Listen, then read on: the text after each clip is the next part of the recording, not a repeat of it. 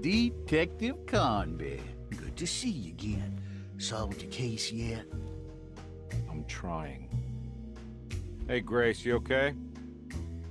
Oh, she is just peachy, Detective. Are you looking forward to the Feast of St. John, Grace? I can't wait. Kids, ain't they great?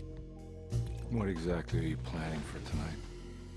Oh, not much. We eat, we drink, we pay tribute to the wishing tree in the conservatory. The usual. Then why all the excitement? There is just something about tonight. Something's different. I think we all feel it. Besides, we got ourselves some new words for the prayer thanks to your buddy Jeremy. She'll come and turn the world inside out, and things will begin again. That sounds strangely threatening. You should come. Oh, God damn it, Grace. Stay put for once.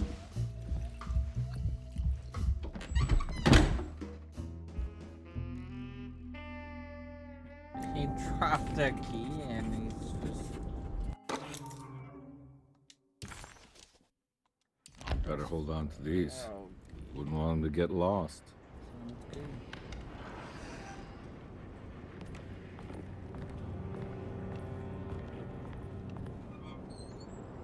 Weren't I here before?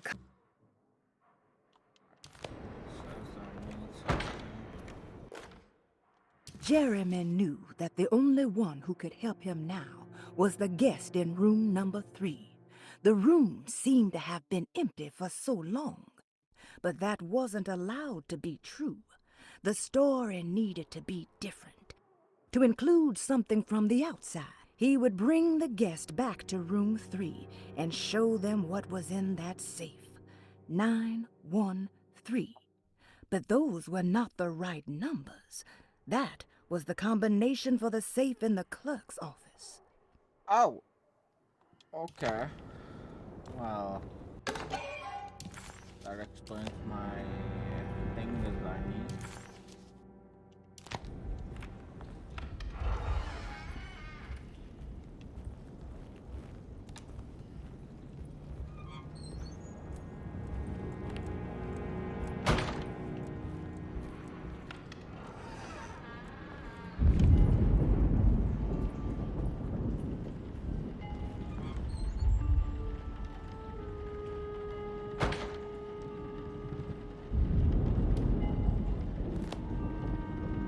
That's a puzzle.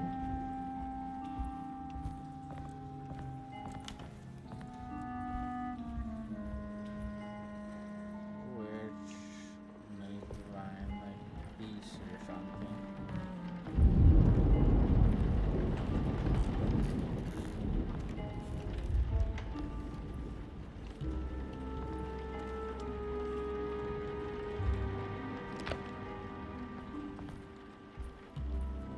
I'm guessing we come back here later.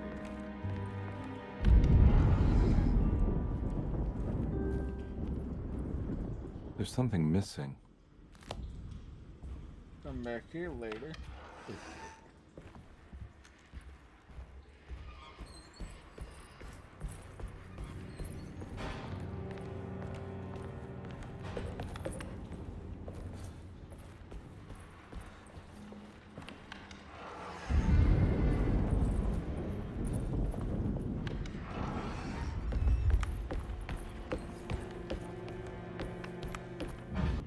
Haven't done these forever.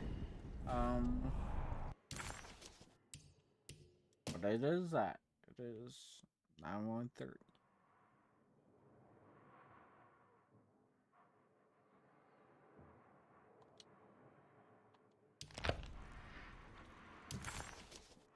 Hey man, I'm supposed to expect something first.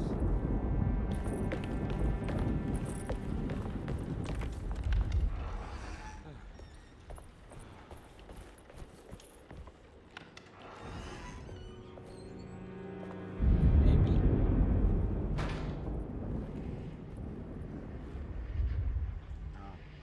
don't know.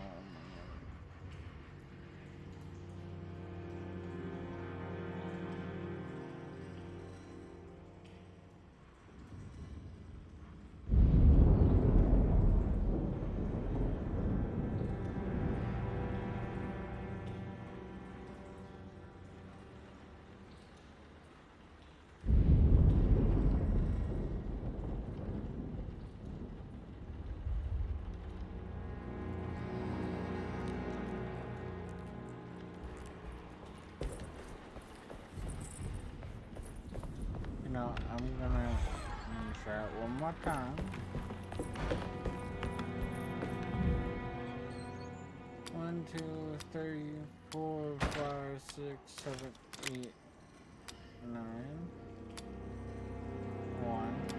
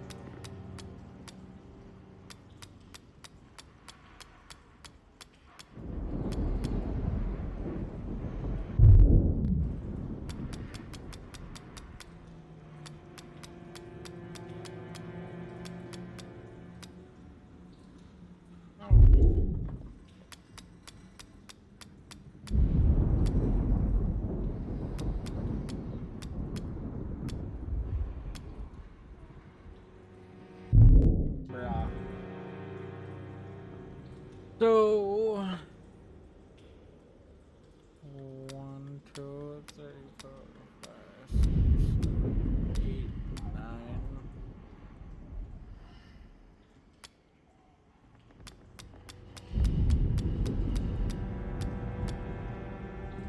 1, 2, 3.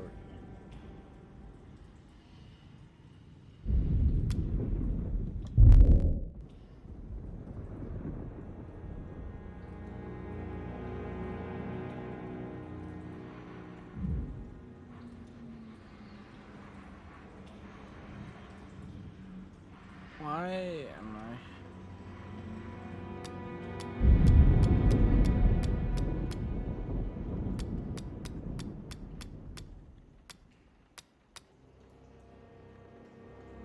That's how it would work, right? Or is that new shit?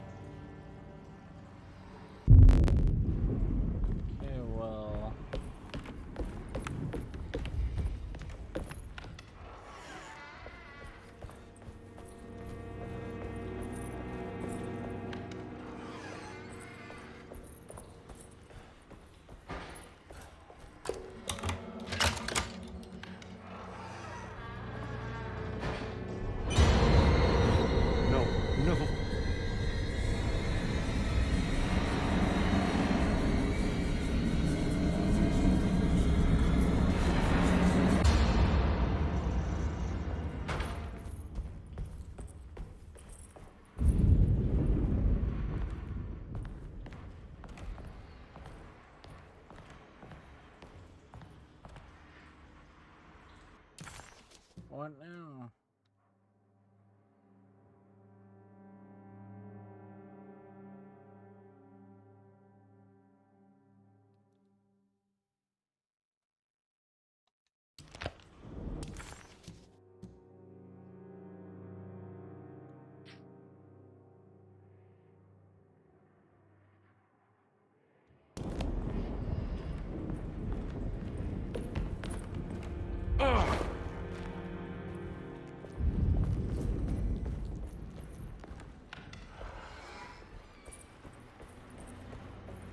Okay.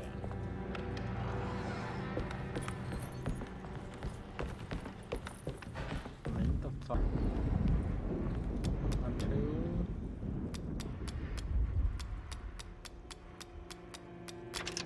2. It worked. My fucking god.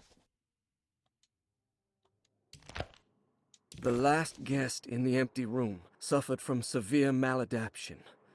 I must write this down, because if I understand the condition sufficiently, it could make me deny this fact at a later date, and there is reason for me to think I may come to suffer the consequences from this dysfunction, as some who came in contact with the guest seemed to adopt a new worldview in which everything was predetermined but broken.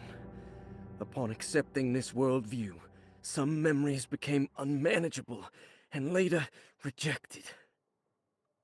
I do not know what this means. I cannot even remember the fate of the guest. I think they were simply misplaced one day and forgotten. Just like all documents pertaining to this guest, they have all been destroyed, or they never existed in the first place. Who wrote this?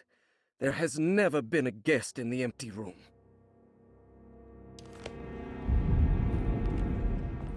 So, wow.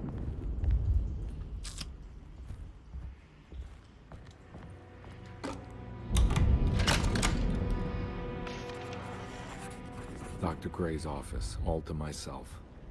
Let's see if... Dearest Dr. Manzetti, I find myself in a losing battle with my patient. As I've disclosed in my previous letter, his delusions have him completely captured.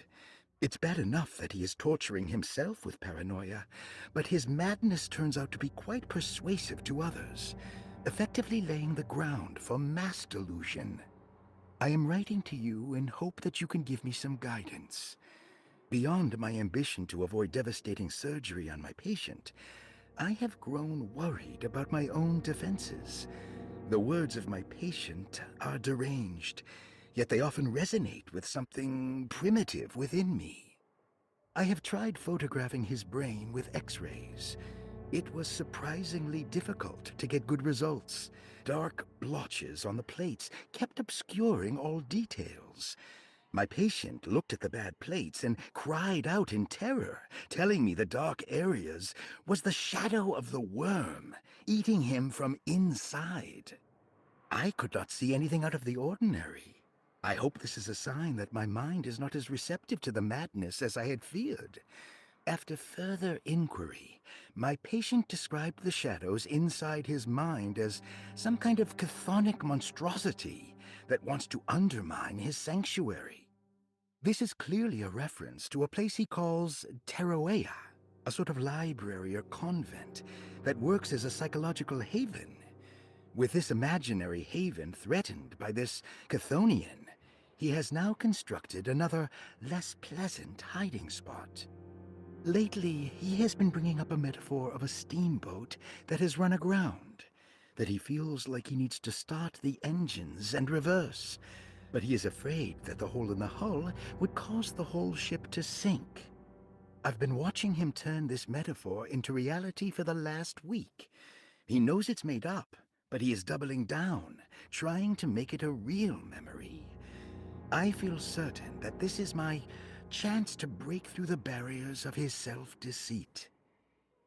Figure this guy out.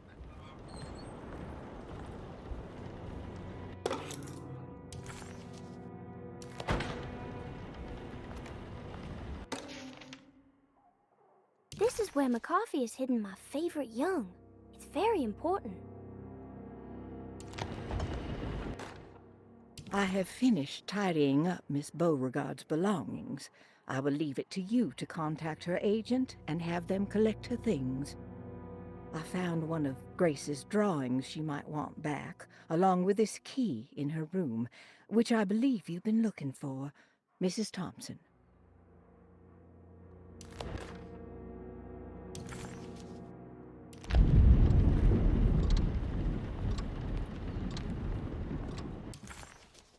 Done.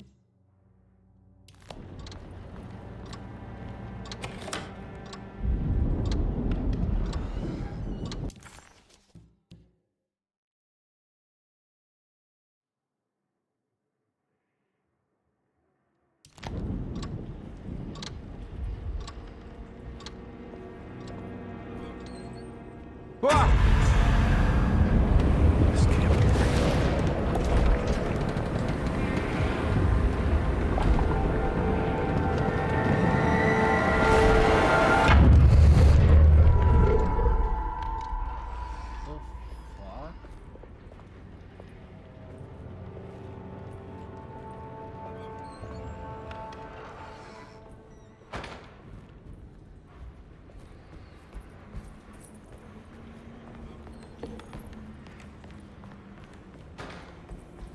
I'll go up here.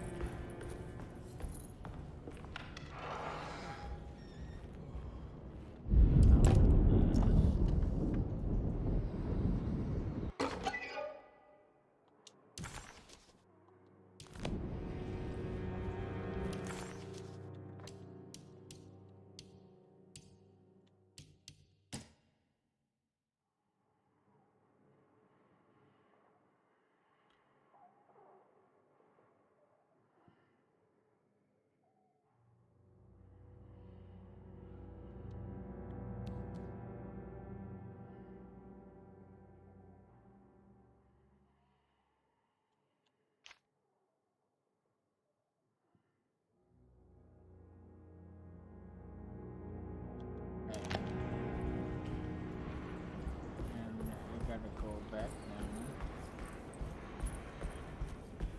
where the Earthman was.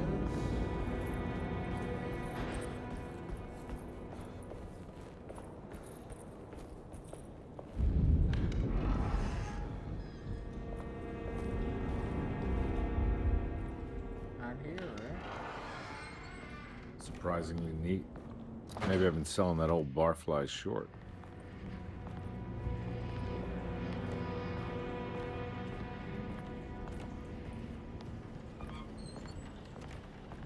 Looks like McCarthy has something hidden inside.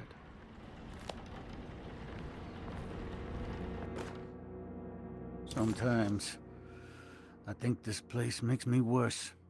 That Deseto might be my grave. A coffin made of ostentatious architecture. A Taj Mahal for the drunken depressed. There's something about Deseto. Something about Dr. Gray. Like we all pretend that we're here to get better, when in fact we are here to be forgotten. Probably a fact.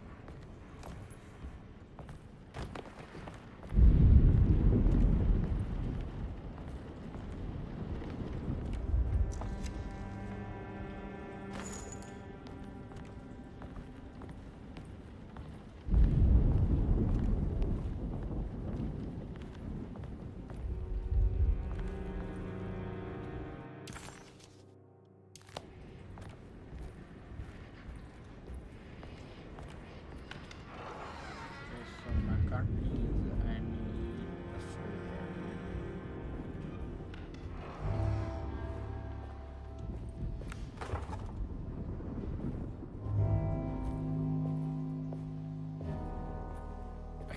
take this much more. This has to end.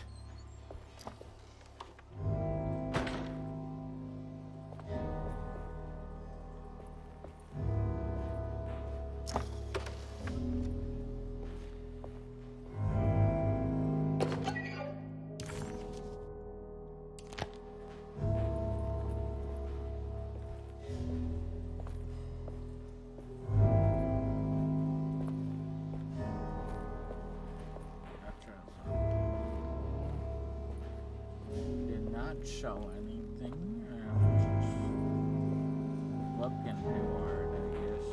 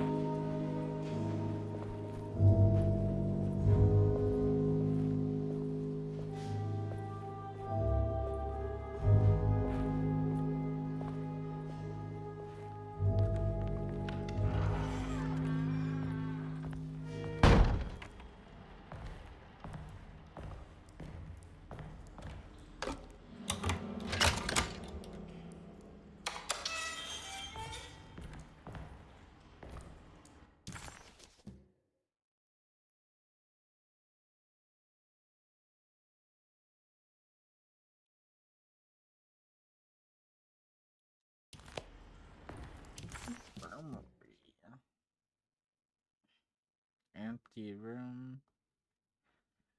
Won't let me in there yet.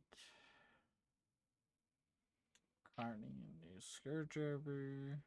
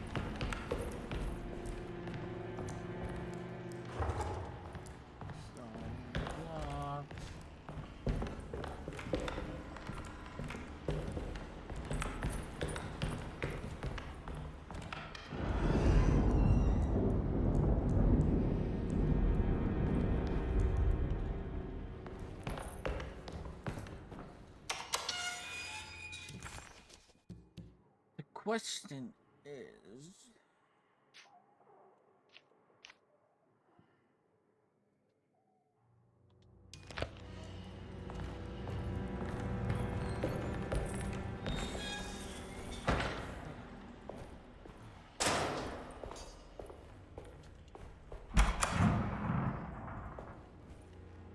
ow.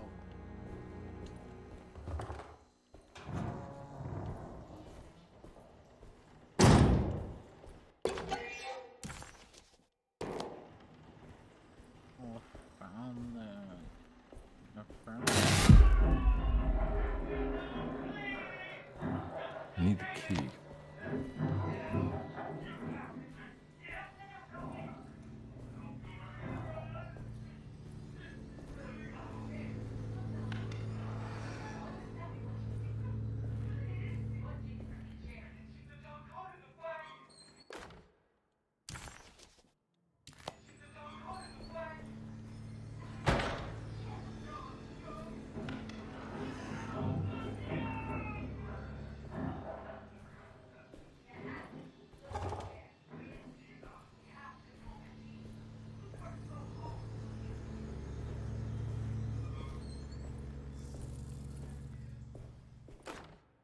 Radiography. Patient Jeremy Hotwood. Date June 14, 1930. Plates. Jeremy's skull proved difficult to capture properly. Partial radiographs worked best. A complete picture of the brain can be assembled by piecing 3 plates together. Observations. Even when looking at an assembled version, a shadow covers significant parts of Jeremy's brain. Possible tumor, but more likely that the equipment is failing. Jeremy reacted strongly to the pictures and claimed to see a giant clay worm eating and displacing his memories. Notes. While this exercise has left me nowhere closer to an answer, I feel confident that a Burkhart lobotomy should sever all necessary parts. Hypothetical psychosurgery based on the ideas by Burkhart and the St. Petersburg research could end up saving Jeremy's mind. Severing the connections around the frontal lobe would certainly solve most mental afflictions. The procedure would be brutal in performance, as well as in efficiency. An ice pick pushed through the edge of the eye and into the skull would untether the nerves like Alexander cutting the Gordian knot. As this would likely leave Jeremy in a very different condition, all other paths should first be explored. The medical instrument I would need for this lobotomy is missing, and I should have Waits order a new one. You know. I seen that in a movie. No.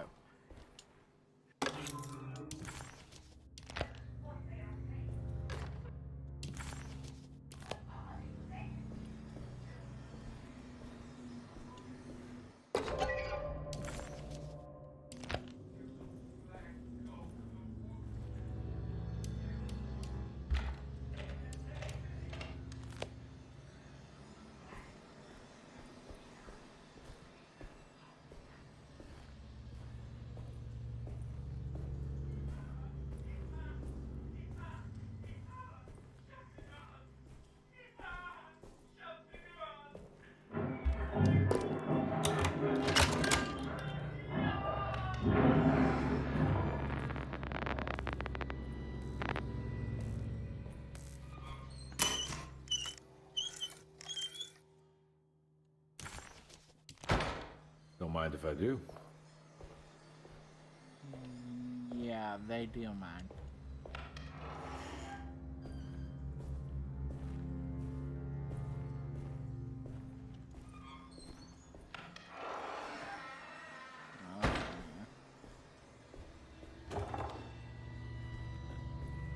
That must be after.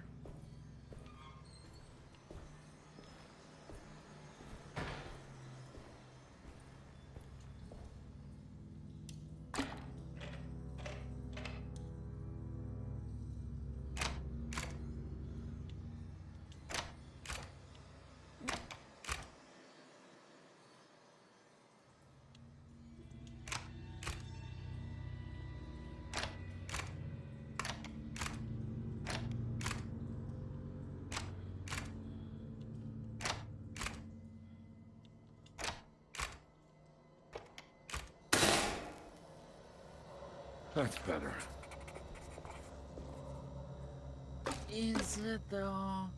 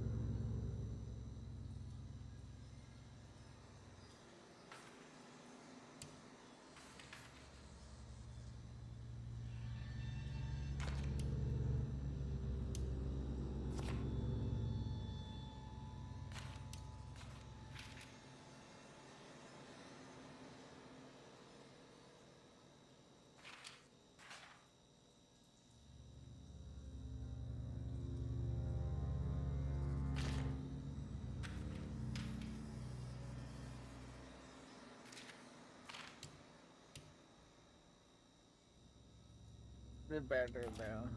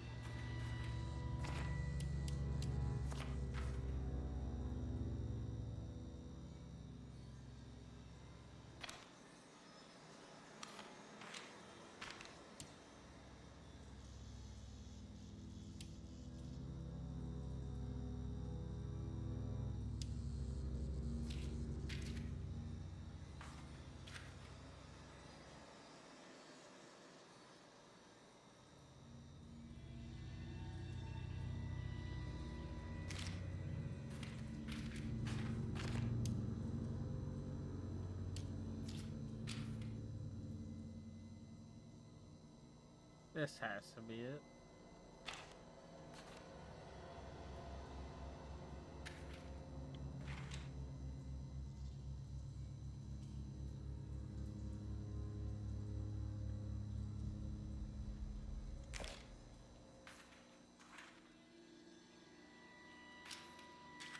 What if? What if?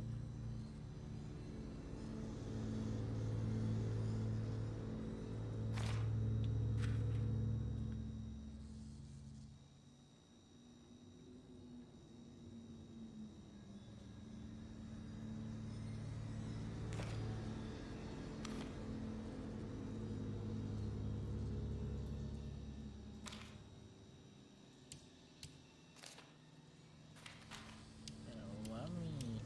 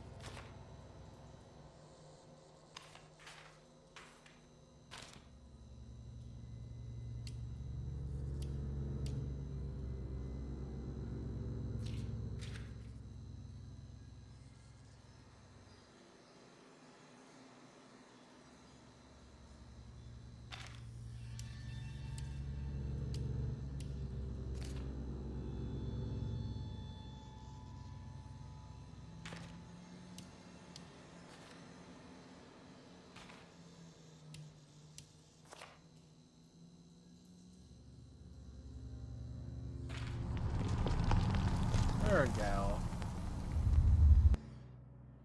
I thought there was something.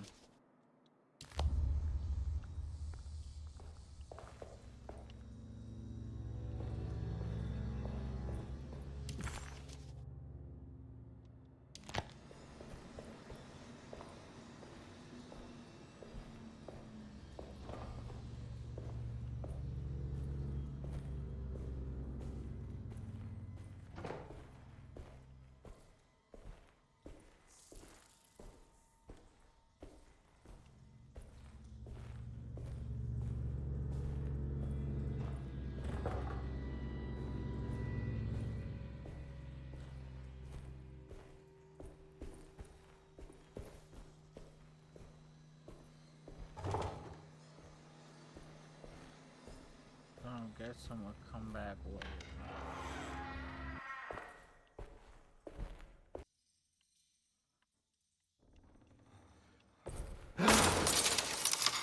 Why does this keep happening? What am I supposed to do?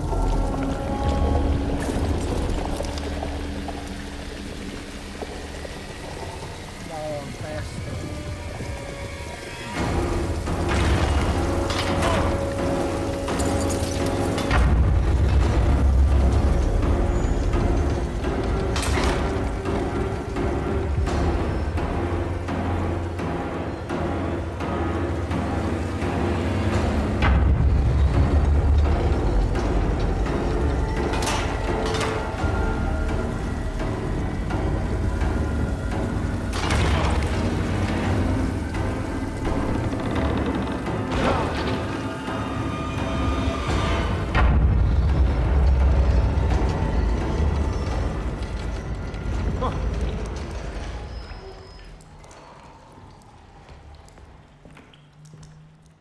And we're back here. Well, perfect time to have a look around this place.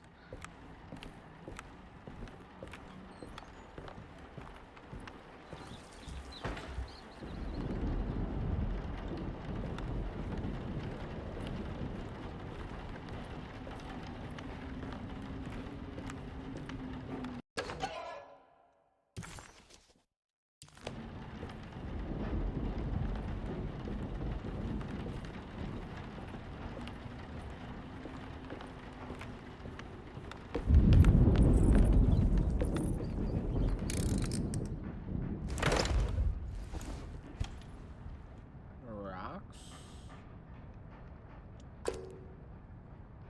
Oh, puzzle.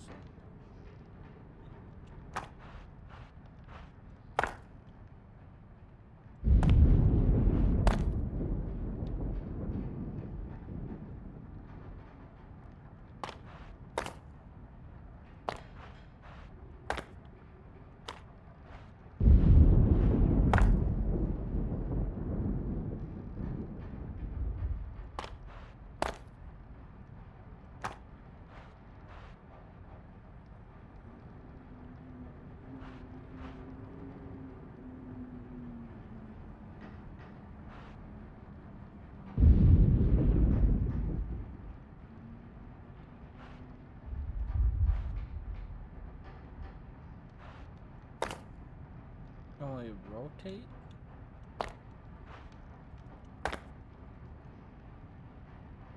So that goes there.